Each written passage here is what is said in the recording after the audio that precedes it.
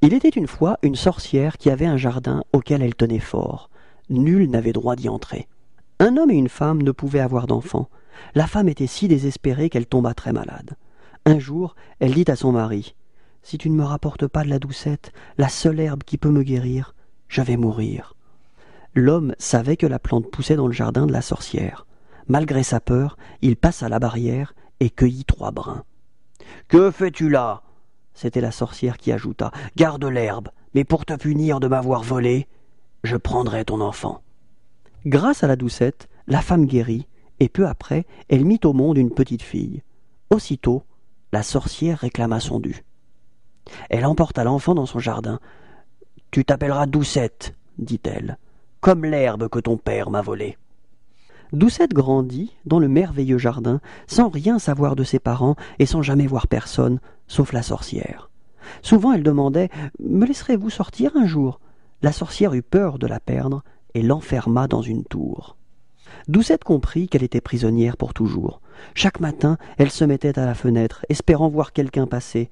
Elle tressait ses longs cheveux et chantait tristement « Je suis seule et je m'ennuie, qui m'aidera à partir d'ici ?»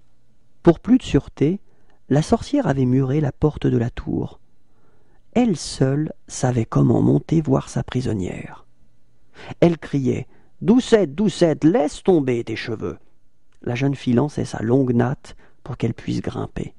Un soir, un prince qui passait entendit le chant de Doucette et aussi ce que la sorcière criait. Intrigué, il s'approcha. La sorcière grimpait en ricanant, accrochée à une natte dorée. Il décida d'aller voir à qui appartenaient ces cheveux étonnants.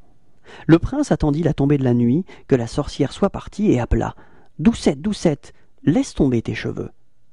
La jeune fille lança sa natte, et au lieu de l'affreuse sorcière, vit, stupéfaite, un beau jeune homme qui la regardait. Doucette et le prince tombèrent amoureux. Le prince revint chaque soir qui suivit, juste après le départ de la sorcière. Doucette avait l'air si heureuse et si gaie que la sorcière soupçonna quelque chose. Un soir, elle resta en haut et guetta. Bientôt le prince arriva et cria « Doucette, Doucette, laisse tomber tes cheveux !» La jeune fille était désespérée.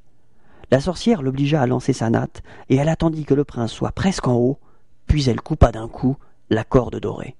Le jeune homme tomba la tête la première dans un buisson dont les épines entrèrent dans ses yeux. Il n'y voyait plus. Il se perdit dans la forêt et marcha des jours, triste à mourir, persuadé qu'il ne reverrait plus jamais sa bien-aimée.